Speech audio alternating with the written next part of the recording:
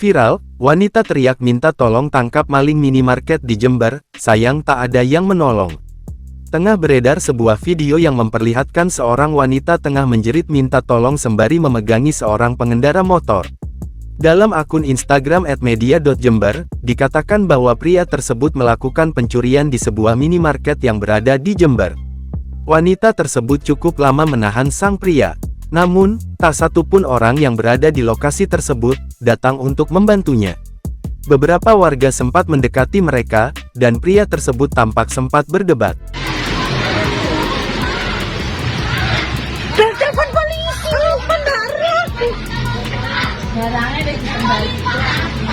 Barangnya dikembali. Berapa nih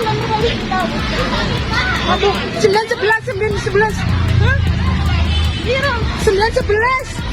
Akhirnya, pria itu pun kabur dan secara tak sengaja membuat wanita yang memeganginya terseret.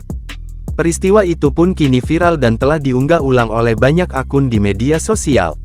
Dikatakan, bahwa peristiwa itu terjadi pada Senin tanggal 2 Oktober tahun 2023 sekitar pukul 9 pagi.